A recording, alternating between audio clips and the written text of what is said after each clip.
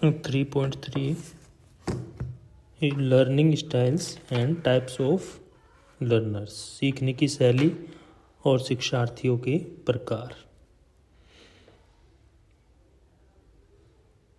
मतलब इसमें लर्नर्स भी आ जाएंगे और टाइप्स ऑफ लर्नर्स भी आ जाएंगे।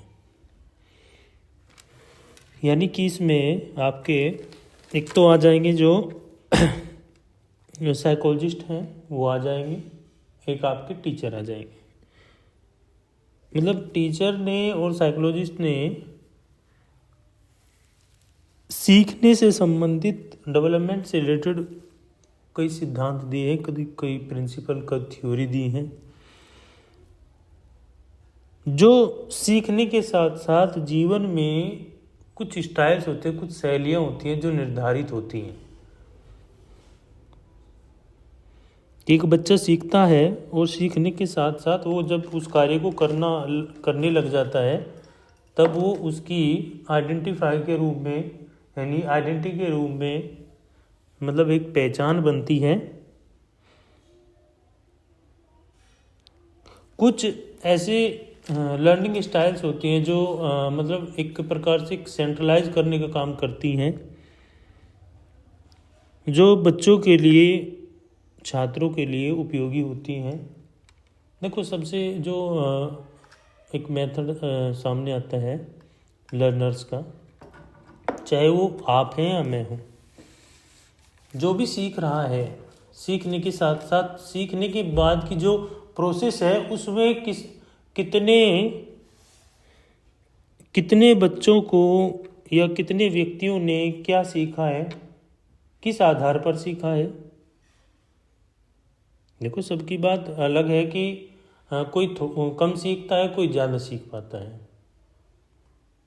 कहते हैं ना, क्लास में अगर बच्चे हैं तो अगर 20 बच्चे हैं तो 20 बच्चों में ज़रूरी नहीं है कि 20 बच्चे प्रॉपरली उस चीज़ को सीख रहे हैं, क्योंकि अगर 20 में से अगर 10 बच्चे सीख रहे हैं तो 10 का जो लर्निंग बेसिक स्टाइल्स है वो क्या है, वो भी पता करना है। लेकिन यहाँ पे एक छोटा सा जो फैक्टर दिया इन्होंने, यही दिया कि इस लर्निंग जो स्टाइल्स है या लर्निंग पॉइंट्स हैं वो किस आधार पर निर्धारित हैं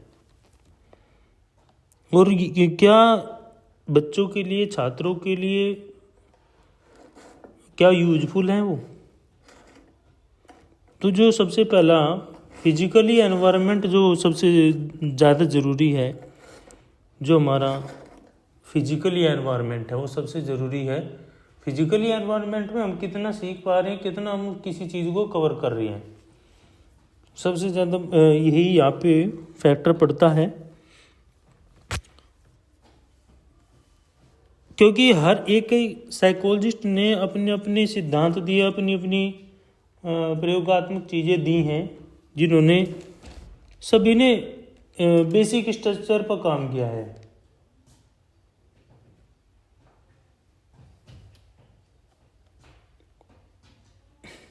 चाहे वो सोशल कॉन्टैक्ट्स हों या फिर, क्योंकि सोशल कॉन्टैक्ट भी एक प्रकार से क्या है, सीखने की प्रक्रिया में आता है, सीखने की प्रोसेस में आता है, लर्निंग की प्रोसेस में आता है। क्योंकि अगर आप सोशल कॉन्टैक्ट्स में जाते हैं, जैसे आप ये देखिए, जैसे कोई भी पॉलिटिकल लीडर है या पॉलिटिकल पार्टीज हैं, तो वो क्या है, सोशल स्ट्रक्चर में जाती हैं। क्यों जाती हैं? क्योंकि अगर कोई बोलता नहीं है ना, और 4 व्यक्तियों के बीच में, 20 व्यक्तियों के बीच में जा कर के खड़ा होता है, सुनता है, डेली वही चीज़ कर रहा है, जा रहा है बीच में, तो उस पर उस चीज़ का असर होगा, सीधा सा इफेक्ट पड़ेगा, नहीं पड़ेगा। भाई, कंटिन्यू कोई चीज़ हमारे सामने हो रही है और हम उसमें पार्टिसिपेट कर रहे हैं, तो पहले धीरे धीरे हम उसमें इन्वॉल्व नहीं होते, धीरे धीरे उसमें क्या होना शुरू हो जाते हैं, हम इन्वॉल्व होना शुरू हो जाते हैं। तो एक क्या है, एक प्रकार से सीखने की प्रोसेस है। ये सोशल कॉन्टैक्ट भी जरूरी है, सामाजिक संपर्क भी एक प्रकार से लर्निंग स्टाइल्स पर जोर देता है। दूसरा, अगर यहाँ पे बात करें कि एक व्यक्तिगत अंतर की, एक पर्सनैलिटी डिफरेंट की, तो पर्सनैलिटी डिफरेंट में 2 चीज़ें हो जाएंगी, एक तो रोल हो जाएगा, एक प्राइमरी नीड्स हो जाएंगी।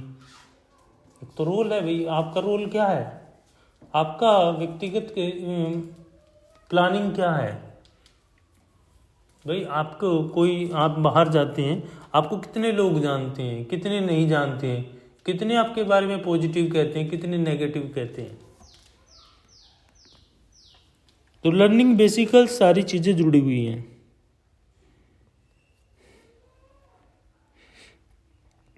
दूसरा यहाँ पे एक टीचिंग मेथड को भी ऐड किया गया है। अगर क्लास में हम बच्चों को पढ़ा रहे हैं तो हमें क्या करना चाहिए, हमें वहाँ पर एक जो टीचिंग मेथड है उसमें भी थोड़ा सा, अगर आप जैसे ऑनलाइन क्लास ले रहे हैं, आप ऑनलाइन क्लास के साथ साथ अगर हम आप ऑफलाइन क्लास लेते हैं तो ऑफलाइन क्लास में बहुत सारी चीज़ें आपके सामने, क्योंकि वहाँ पे एक सेटअप तैयार होगा और उस सेटअप के अनुसार आपको फिर उन चीज़ों के बारे में बताया जा सकता है। क्योंकि टीचिंग मेथड ये नहीं है कि सिर्फ ओरली हम किसी चीज़ को बता रहे हैं, उसको प्रैक्टिकली भी अगर हम उस चीज़ को करेंगे तो वो सबसे ज़्यादा बेहतर समझ में आएगी। क्योंकि प्रैक्टिकल क्यों किया जाता है, प्रैक्टिकल इसीलिए किया जाता है क्योंकि वो हमारी आंखों के सामने हो रहा है, और जो चीज़ हमारी आंखों के सामने हो रही है, जो चीज़ हमको दिख रही है, उस चीज़ को हम ज़्यादा कैच करने की कोशिश करते हैं, ज़्यादा पकड़ने की कोशिश करते हैं। और टीचिंग प्लस डाइवर्सिटी दोनों चीज़ों को एक साथ जोड़ दीजिए, क्योंकि आपको एक टीचर को और स्टूडेंट्स को करना क्या है, एक तो मतलब जो नीड्स हैं, बेसिकली जो नीड्स हैं उन पे काम करना है।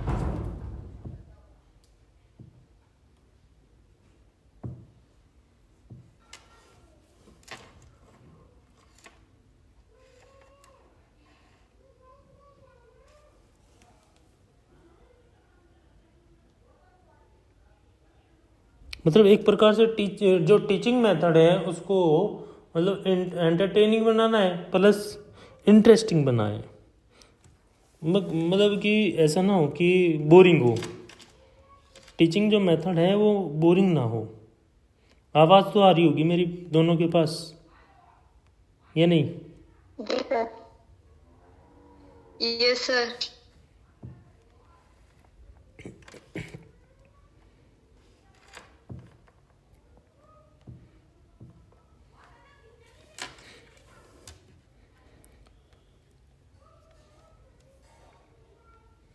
अब यहाँ पे अगर एक छोटा सा बात करें, प्रिंट लर्नर्स कैसे होंगे भाई? प्रिंट लर्नर्स मतलब हमें कोई चीज़ दिखा करके बता रहा है तो प्रिंटिंग के थ्रू है, मतलब डेटाबेस पर है। मतलब एक बच्चे के सामने हम जो कोई चीज़, एक मूवी चलाई, हमने पिक्चर चलाई जो 4 घंटे की है, 2 घंटे की है, और वो देख रहा है, उसको देख करके वो क्या कर रहा है, सीख रहा है, तो वो क्या है, प्रिंट लर्नर्स। या फिर हम पिक्चर के माध्यम से बहुत सारी फोटोज या फिर पिक्चर वगैरह हमको एक रूम में लगा देते हैं, तो उसके हर एक पिक्चर के बारे में बताना शुरू कर देते, कोई मतलब किसी की बायोग्राफी के बारे में हम बताना शुरू करते हैं, तो बहुत सारी चीज़ें हम फिर उनके बारे में जानने को, अच्छा ये ऐसे थे, इनके बारे में मतलब उनका पूरी इंट्रोडक्शन उनका, तो हम जिस चीज़ के बारे में जानने की कोशिश करेंगे वो चीज़ हमारी आ जाएगी फिर, क्योंकि हम उस चीज़ के बारे में देख रहे हैं, समझ रहे हैं। जो चीज़ मतलब एक जो कैरिकुलम है वो कंस्ट्रक्टिव बेस हो, रचनात्मक उपागम से जुड़ा हुआ पाठ्यक्रम होना चाहिए। देखो सीधा सा अर्थ यहाँ पे निकलता है कि जो पाठ्यक्रम है, जो सिलेबस है, जो कैरिकुलम है, वो आपका कॉन्सेप्ट बेस हो, प्लस उसमें वही चीज़ें जरूरी हो, जो जरूरी चीज़ें हैं वो ही ऐड हों, एक्स्ट्रा चीज़ों को इन्वॉल्व ना किया जाए। जो चीज़ें हम बता सकते हैं, जो चीज़ें हम समझाएंगे, जो चीज़ें बेसिकली, देखो एक सबसे कहते हैं ना, मतलब सबसे पहले तो इजी चीज़ों को हम कवर करने की कोशिश करते हैं।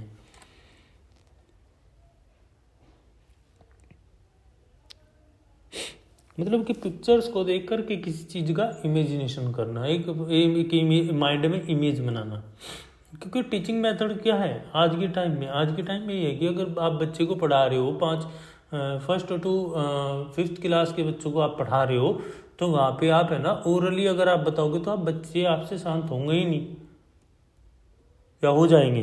बताओ, जो को टीचिंग करना है। कर रहा है कोई टीचिंग दोनों में से?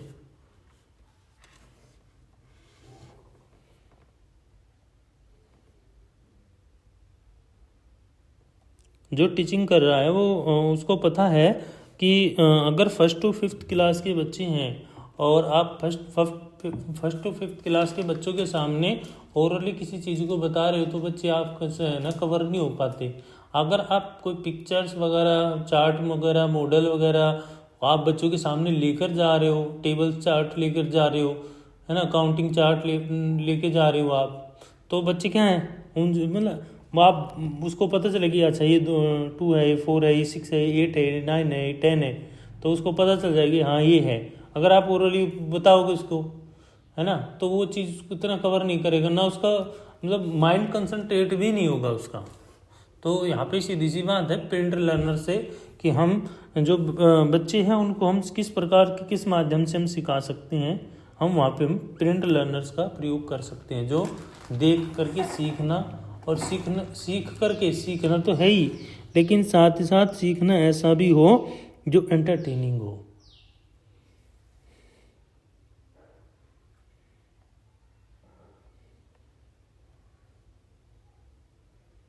मतलब कि हम क्या है ना कुछ सीट्स भी बच्चों से फिलअप कराते हैं। जैसे बच्चों को है ना हमने बना के ये एप्पल वगैरह, मैंगो वगैरह बना के दे दिया और उसमें कलर वो ना एक्टिविटीज के थ्रू लर्निंग करना ज्यादा पसंद करते हैं। बिल्कुल बिल्कुल, एक्टिविटीज के द्वारा जो है ना बच्चे है ना लर्निंग बेस्ड स्किल्स डेवलप होती है ना बच्चे के अंदर। क्योंकि आप जैसे बच्चों को आप ना चार्ट पेपर वगैरह लेके देते हैं ना, तो उस पर आप पेंसिल से आप वो कर लेते कि उस पर मैंगो वगैरह चाहे कुछ भी आप उस पर बना देते हैं, तो आप है ना इस पर कलरिंग करिए, बच्चों को बता दें कि इस पर कलर करना है, तो आप बच्चा क्या है कलरिंग करेगा। तो जब कलरिंग करना शुरू करेगा तो बताओ, तो फिर आप है ना बच्चों को बताइए कौन सा कलर है, ये ग्रीन है, ये ब्लू है, ये पिंक है, ये कौन सा है। तो आप जैसे आप बताते चलेंगे बच्चा उस चीज़ को कैच करता चलेगा, क्योंकि स्किल बेस्ड लर्निंग होनी जरूरी है। देखो प्रेजेंट टाइम की तो बात यही है कि स्किल बेस्ड लर्निंग है तो बच्चा कुछ सीखेगा, क्योंकि हमें है ना रटिफिकेशन थोड़ी कर नर्सरी क्लास कंसीडर करती हूँ ना, तो उसमें मुझे मतलब बच्चों को कलरिंग लर्न कराने के लिए या फिर कलर्स नेम शेप नेम याद कराने के लिए मुझे उसमें ना टीयर एंड पेस्ट ऐसी एक्टिविटी रखनी पड़ती है जिससे बच्चा इंडल्ज भी हो और बच्चों को पता रहे वो टीयर एंड पेस्ट करते हुए कौन सा कलर के पेपर जो है वो क्लियर कर रहा है। बिल्कुल बिल्कुल, क्योंकि वो करना पड़ेगा। प्रेजेंट टाइम में बच्चा है ना ओरली चीज़ों को नहीं कर पा रहा है, ओरली करेगा भी नहीं, क्योंकि वो उसको वो अगर वो चीज़ें देखेगा तो एक इमेज बनेगी उसके माइंड में, तो इमेज बनेगी तो बहुत सारी चीज़ें वो कवर करने की कोशिश करेगा।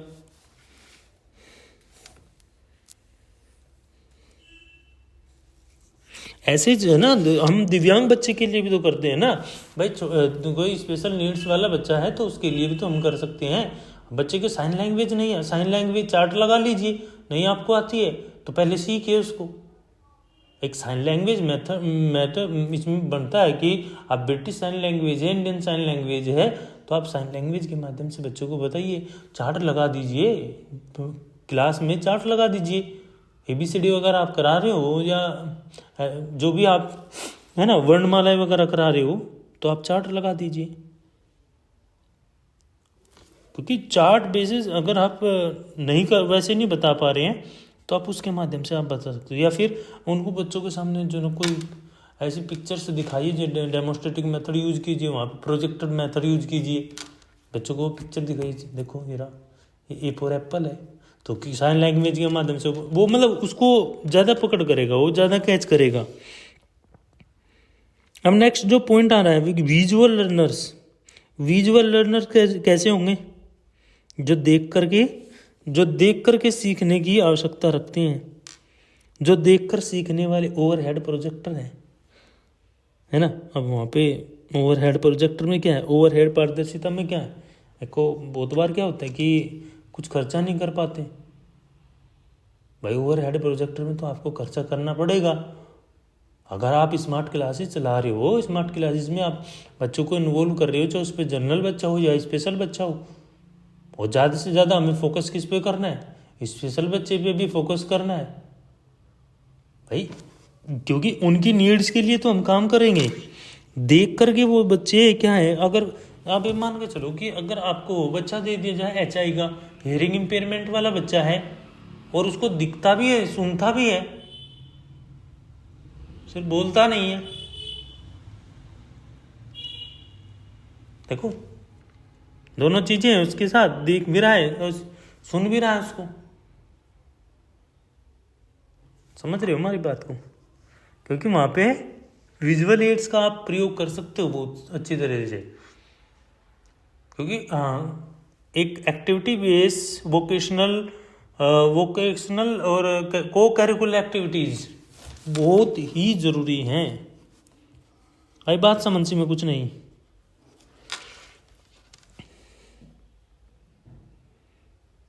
क्योंकि किसी चीज को बताने का जो सबसे अच्छा तरीका है ना, विजुअलाइजेशन है। एक मेथड जो अगर लिया जाए तो बहुत ही बेस्ट मेथड है, लेकिन खर्चा तो है, लेकिन सीख जाएंगे फिर उसमें। मतलब कि आपको हमने बच्चों को कोई पिक्चर दिखाई, जैसे जनरली बच्चे हैं और बच्चों के सामने एक पिक्चर दी कम से कम 5 मिनट के लिए, क्या बच्चों आप ये पिक्चर देखिए और इस पिक्चर के आधार पे आपको है ना 5 मिनट बाद एक पिक्चर बनानी है। शीट दे दीजिए बच्चे पिक्चर, तो मतलब वो कुछ ना कुछ करेंगे। आप वो बच्चे एक बार देखेंगे, फिर आपने 10 मिनट बाद फिर आपने वही पिक्चर दिखाई कि अच्छा आपने इतनी कंप्लीट कर ली। क्योंकि एक इमेज उनके माइंड में बन रही है।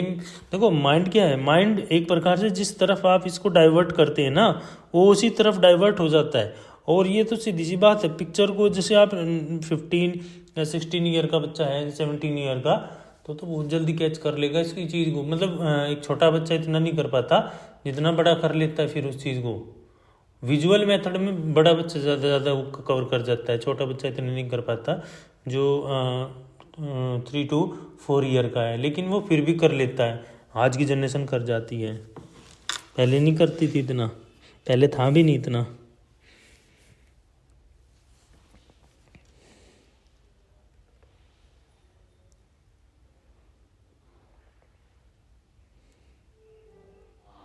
क्योंकि मल्टीमीडिया जो है सबसे ज़्यादा आज के टाइम में सबसे फोकसली काम कर रहा है। और साथ ही साथ आप इलेक्ट्रॉनिक मीडिया ले लीजिए, प्रिंट मीडिया ले लीजिए। प्रिंट मीडिया में कौन सा आएगा बताना?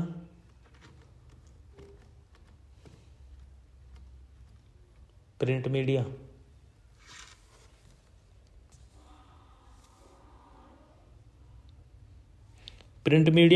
इलेक्ट्रॉनिक मीडिया, कोई बताएगा मुझे इन दोनों में से? न्यूज़पेपर मैगजीन हो गए सर प्रिंट मीडिया में जी। इलेक्ट्रॉनिक मीडिया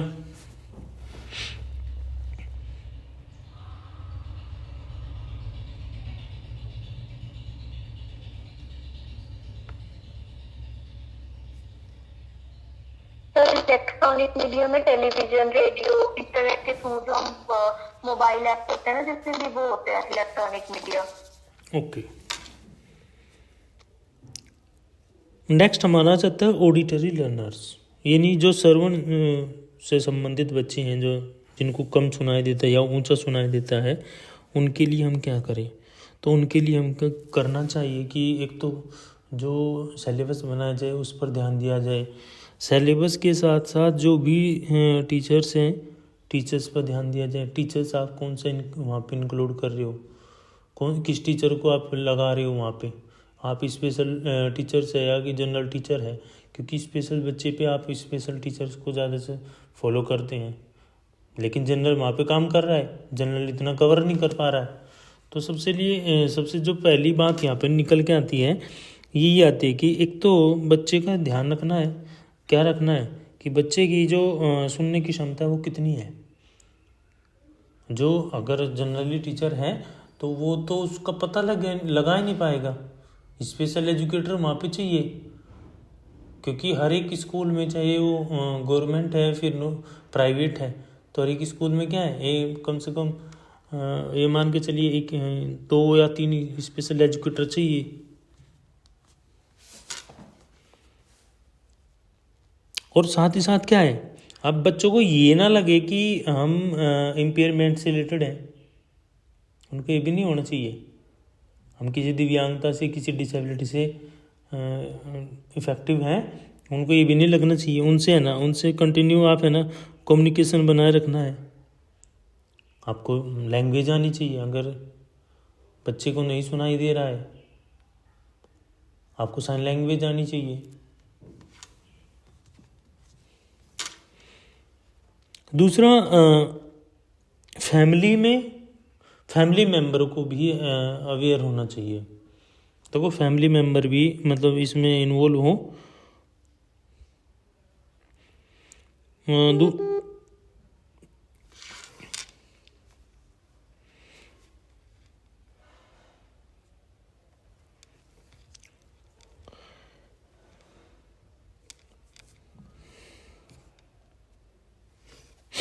फैमिली मेम्बर भी इसमें इन्वॉल्व हों, प्लस उनके भी, चाहे स्कूल्स हो या एनजीओ हो या फिर सोसाइटी हो या फिर फैमिली हो, मतलब उन बच्चों को भी इन्वॉल्व किया जाए हर जगह।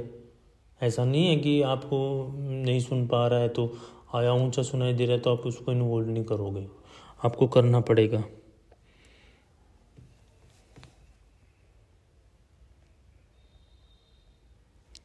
भाई अगर बच्चा ऊंचा ही सुना देता है किसी बच्चे को, आप जोर जोर से उस चीज़ को कर लीजिए। ज़रूरी नहीं थोड़ी है कि वो नहीं वो कर पाओगे। अगर बिल्कुल ही उसका डेसिबल पावर कम है तो फिर तो कुछ कर नहीं सकते। लेकिन अगर वो थोड़ा बहुत ऊंचे बोलने पर सुन नहीं दे रहा है उसको, तो फिर आप उसमें थोड़ा सा हेल्प कर सकते हो उसकी। थोड़ा सा ऊंचा बोल के आप उस चीज़ को बता भी सकते हो।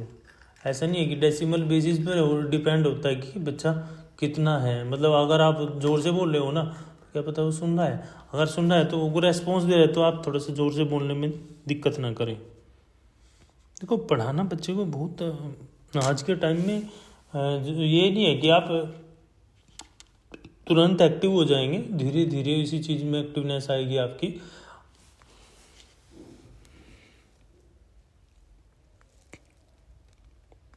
जैसे वीआई का बच्चा है, वीआई के बच्चे के लिए आप क्या करेंगे, वहाँ पे ब्रेल लिपि यूज करते हैं।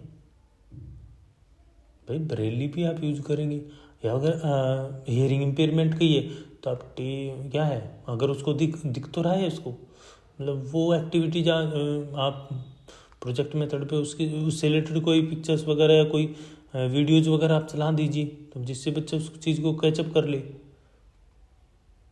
ये भी तो है वो, मतलब आप उसको आपके पास अगर आपकी से साइन लैंग्वेज आती है, एक मैथडली इंडियन साइन लैंग्वेज आती है, ब्रिटिश नहीं कह रहा हूँ, एक इंडियन साइन लैंग्वेज आती है, तो आप ओरली उस चीज़ को आप, मैं एक चार्ट भेज दूंगा आपके ग्रुप में इंडियन साइन लैंग्वेज का और ब्रिटिश साइन लैंग्वेज का, ठीक है, कर लेंगे। तो लेकिन एक चीज़ और करनी होगी आपको कि आपको नेक्स्ट वीक में एक बार उस चीज़ के बारे में बताना ज़रूर पड़ेगा। ओके, बताएंगे ना?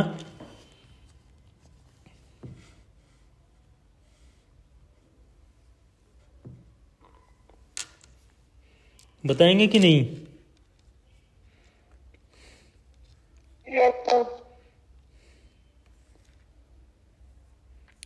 Yes sir. नेक्स्ट आ जाता है टैक्टाइल लर्नर्स कैसे हों, जो स्पर्श करके सीखते हैं, स्पर्श कर में छू करके किसी चीज़ को सीखते हैं। मतलब तो ये फर्स्ट से लेकर के 5th क्लास तक के बच्चे होते हैं, इस प्रकार की प्रतिक्रियाओं को, गतिविधियों को करा करते हैं। मतलब आप है ना उनकी फिंगर्स वगैरह पकड़ करके उस चीज़ पे आप ये कि 1 ये 2 ये 3 ये 4 ये 5th है, 6 है, ये 7th है ना, तो आप है ना उसको फिंगर्स मतलब उसको छू करके आप बता रहे हो कोई चीज़, वो आप पास ले जा करके उसकी ये बताओ क्या है, ये एप्पल है, उसको दिखा रहे हो, उसको बता, मतलब आप एप्पल लेके गए, क्या ये क्या है बेटा, पकड़ो इसको, ये एप्पल है। हाँ तो वो क्या है, हाँ ये एप्पल है। लेकिन इसमें थोड़ी सी देखो मेहनत तो लगेगी, बस थोड़ा सा एक तो कंसंट्रेट बनाना पड़ेगा, लेकिन और दूसरा एडजस्टमेंट करना पड़ेगा।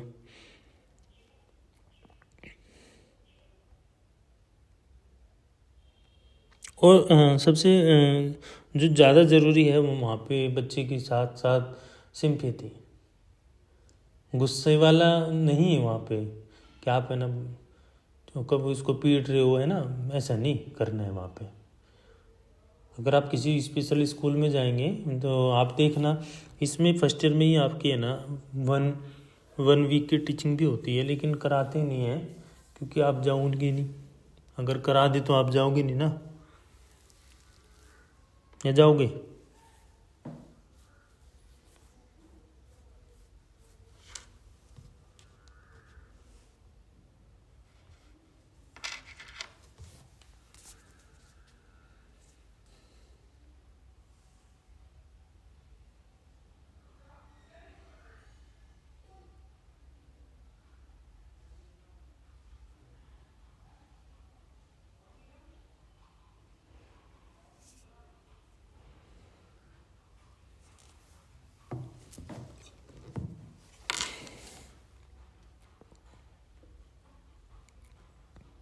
नेक्स्ट अगर हम इसमें बात करें कि बच्चे को एक तो फोकसली ये करना है कि मतलब वो दूसरे पर एक तो आश्रित ना रहे, उसको मतलब इस प्रकार से भी बनाना है कि मतलब वो इंडिपेंडेंस हो जाए, मतलब वो खुद थोड़े बहुत अपनी काम करना शुरू कर दे, या फिर मतलब रख रखाव की कोई चीज़ें, जैसे स्कूल में जा रहा है बच्चा तो अपने है ना कोई चीज़ें हैं इधर उधर फैली हुई हैं उनको समेटने की कोशिश करे, या फिर उसको उठाने की कोशिश करे, या फिर उसको बताया जाए कि हाँ इसमें देखो आप ना वो बच्चों को ना बोल दे दो कि आप ये बताओ वेट किस में ज़्यादा है, इसमें कि इसमें, तो बताओ जिसमें वेट ज़्यादा हो वो छूकर बता देगा कि इसमें है इसमें है, और वो आप दूर बताओ कि बताओ वेट किस में ज़्यादा है, वो बता ही नहीं पाएगा कि वेट किस में है ज़्यादा, क्योंकि वो बच्चे हैं ना, वो बच्चे छू कर के किसी चीज़ को स्पर्श करके सीखने के आदी हो जाते हैं। दूसरा इनके लिए एक सबसे जो ज़्यादा ज़रूरी है वो समय समय पर एक्टिविटीज़ कराना, और एक्टिविटीज़ करा करके इसको रिपीट कराना। भाई आपने कोई एक्टिविटी कराई फिर बच्चों से रिपीट कराओ।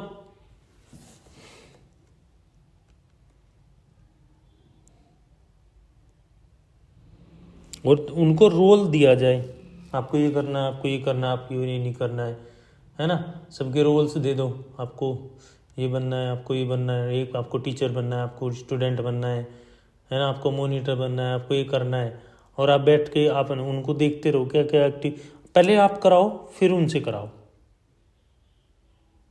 आई समझ में कुछ?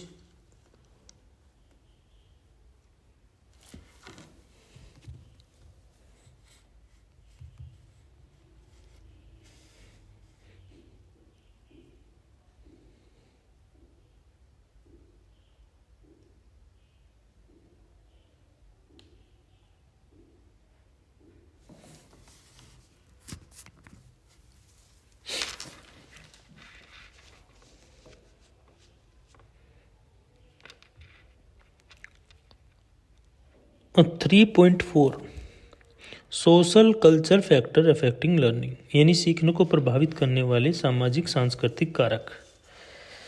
देखो कल्चर भी ज़रूरी है और सोशल तो है ही, सोशल हमारा जुड़ा हुआ है।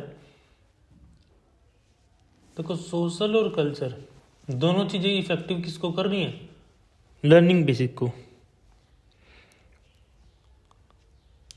अब यहाँ पे अगर एक छोटी सी बात करेंगे एक, या लैंग्वेज फैक्टर की, या रिलीजन की, या कैटेगरी की, या जेंडर की, तो अलग अलग चीज़ें निकल के आती हैं, क्योंकि culture plus society plus religion plus gender, ये मतलब आज भी देखो एक चीज़ें मैं बता दूँ छोटी सी आपको, आज भी जो डाइवर्सिटी है, जो भारत की विविधता है, जो भारत की सामाजिक जो सोशल एम्पावरमेंट है, वो आज भी थोड़ा सा भेदभाव करती है। ये आप कहेंगे कि थोड़ा सा नहीं ज़्यादा सी करती हैं, लेकिन आज भी देखो एजुकेटेड जो पर्सन हैं वो एजुकेटेड पर्सन भी करते हैं। देखो नॉन एजुकेटेड, तो मैं कह रहा हूँ कि नॉन एजुकेटेड की तो बात अलग है, आप एजुकेटेड को भी ले लीजिए, वो भी करते हैं। चाहे वो रिलीजन के नाम पर हो या कैटेगरी के नाम पर हो या फिर लैंग्वेज के नाम। अब ये मान के चलिए किसी पे इंग्लिश नहीं आती, क्या वो कुछ बनने लायक नहीं है? क्या वो कुछ करने के लायक नहीं है? बताओ। कि आपसे ये काम नहीं होगा, आपसे भी ये काम नहीं होगा, उसको खींच लो। आप मत जाइए, आपसे इंग्लिश नहीं है, आप मत जाइए, आपसे हिंदी नहीं आती है, आप कैसे करोगे? आप नहीं कर पाओगे। उसको तोड़ने का मतलब उसमें एक फैक्टर यहाँ पे जोड़ दिया गया कि रिलीजन फैक्टर, या फिर यहाँ पे बात करेंगे चेंजिंग कल्चर एनवायरनमेंट। कल्चर जो संस्कृति है उससे भी हम जुड़ के चल रहे हैं, फिर भी कुछ लोगों को मतलब होते हैं ना, हर एक उसमें मिलेंगे, हर एक कैटेगरी में, हर एक जेंडर में, चाहे वो मेल है या फीमेल है। होते हैं कि नहीं होते बताओ? तोड़ने का बांटने का काम करते हैं लोग। लेकिन जो इन चीज़ों से उभर पाया है, इन चीज़ों से कर पाया, वो ही लर्निंग बेसिस पे काम कर पाया है। वो बताने का काम करता है, वो समझाने का काम करेगा, वो आगे किसी चीज़ के लिए मतलब एक ऑब्जेक्टिव सेलेक्ट करेगा, कोई ना कोई चॉइस लेके आएगा। लेकिन उन कुछ ऐसे जो लोग ऐसे समाज में, जो ऐसे सोसाइटी में पनप रहे हैं, वो उन चीज़ों पे काम नहीं करते, लेकिन वो उनको गिराने का प्रयास करते हैं।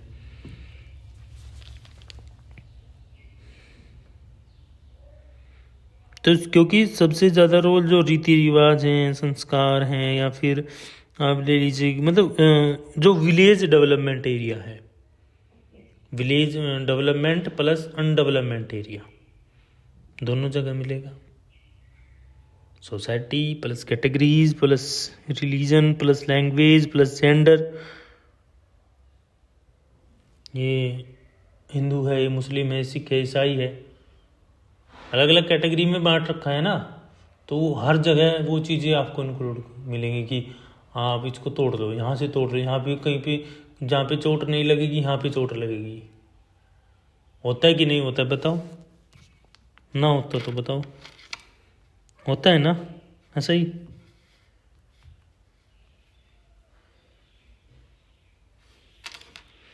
और सबसे ज़्यादा जो खींचने का जो प्रयास करेंगे, जो एक प्रकार का एक ग्रुप होगा ना, ये एक ग्रुप में काम होता है, ऐसे नहीं काम होता। ये लर्निंग बेसिस को कम करने का या लर्निंग को इफेक्टिव करने का तरीका है, सोशल के माध्यम से हो या फिर कल्चर के माध्यम से हो।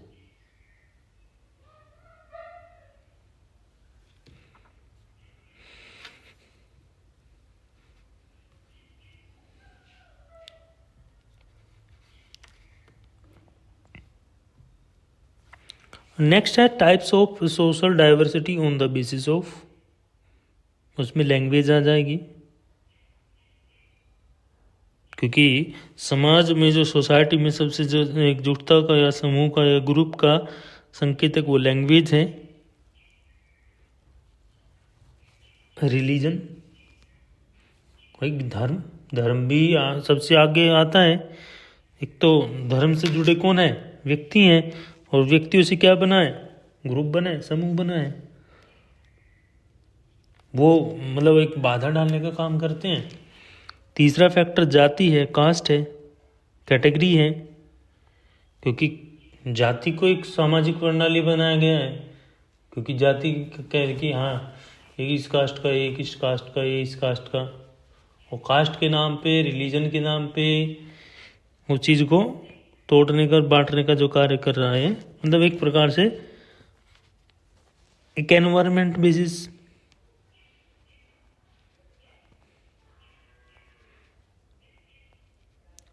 Gender, male and female, social and bio factor.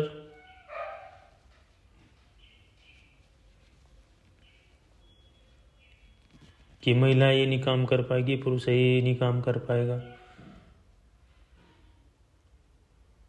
मतलब जॉब कर रही है, नहीं करनी चाहिए, मतलब ये काम कर रही है, नहीं करना चाहिए, क्यों नहीं करना चाहिए भाई? तो जो ऐसे फैक्टर हैं वो तोड़ने का कार्य करते हैं, वो ऐसा ही वर्क लेके चलते हैं।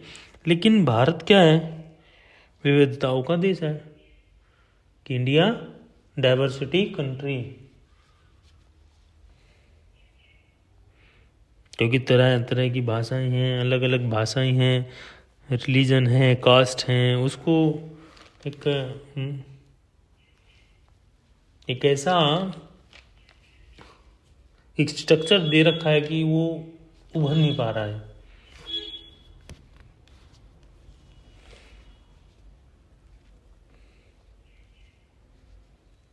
लेकिन कुछ जगह ठीक भी है कि हाँ वो मतलब अपने आप को एकजुटता दिखाता है कि हाँ हम सब एक हैं, मतलब जैसे इंडिपेंडेंस डे है, रिपब्लिक डे वगैरह है, इन पे हाँ कि हाँ हम एकजुट हैं।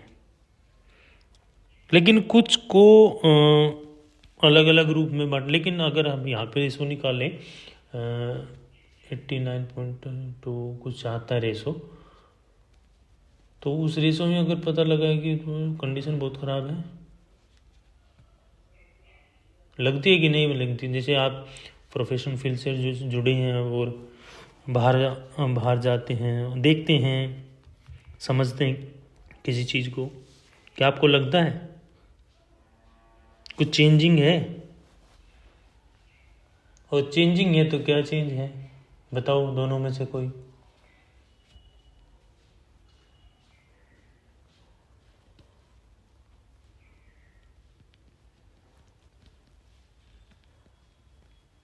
रिया,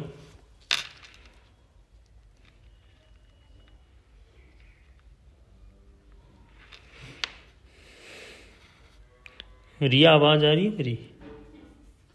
जी सर आ रही है। बताइए।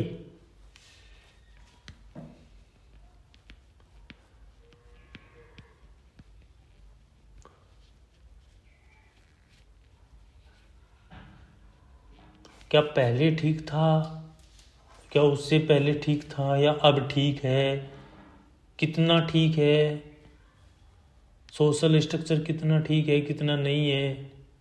देखो इसमें हम काम करते हैं,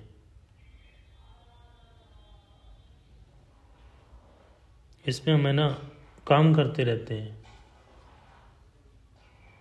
तो आप बताएंगे मुझे थोड़ा सा कुछ इसमें, दोनों में से कोई भी बता दीजिए।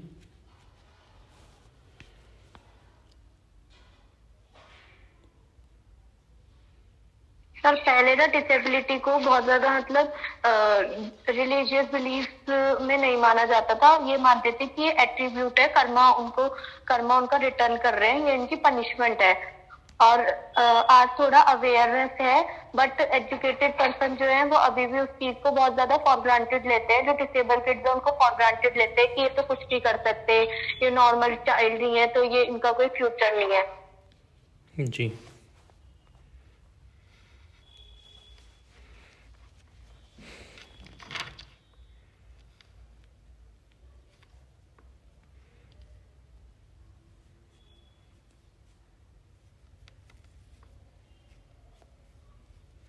तो सबसे जो इसमें मेन फोकस किया अगर हम यहाँ पे किया जाए तो यही है कि एक तो इनका टाइम टाइम से जो है ना एक डाइवर्सिटी ग्रुप के अकॉर्डिंग, मतलब एक ऐसा ग्रुप बनाया जाए जो एनालिसिस करे, इनका एनालिटिक करके हर जगह इनको इन्वॉल्व करे। इनके लिए अलग से जो चीज़ें व्यवस्थित हो सकती हैं, एडजस्ट हो सकती हैं, उसको एडजस्ट करने का काम करें। नेक्स्ट अगर हम बात करें 3.5 की implication for children with special need की, कि जो विशेष आवश्यकता वाले बच्चे हैं उनके लिए क्या इम्प्लीकेशन हो सकते हैं, कैसे बच्चों को हम सिखा सकते हैं, क्या जो स्कूल्स हैं, जो स्पेशल स्कूल्स हैं, तो इसके बारे में हम है ना थर्सडे को इस पर डिस्कस करेंगे। 3.5 पे हमारी फिर 4th यूनिट हमारी स्टार्ट हो जाएगी। इससे रिलेटेड अगर आपका कोई क्वेश्चन है तो आप मेरे से पूछ सकते हो। प्लस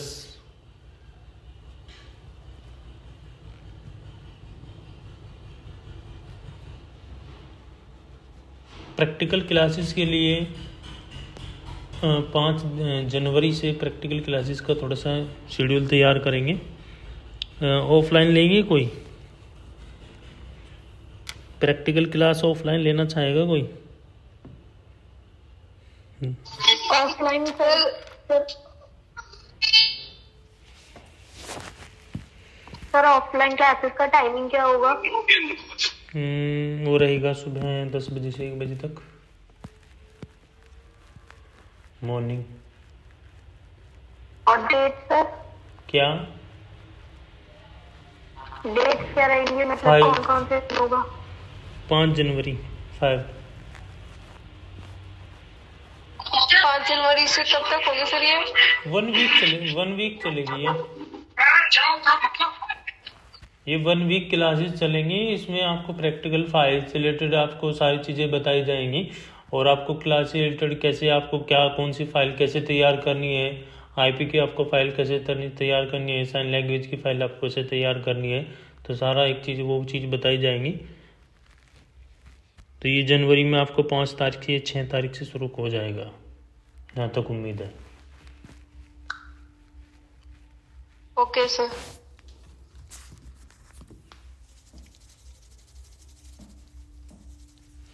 कोई और क्वेश्चन हो तो पूछिए।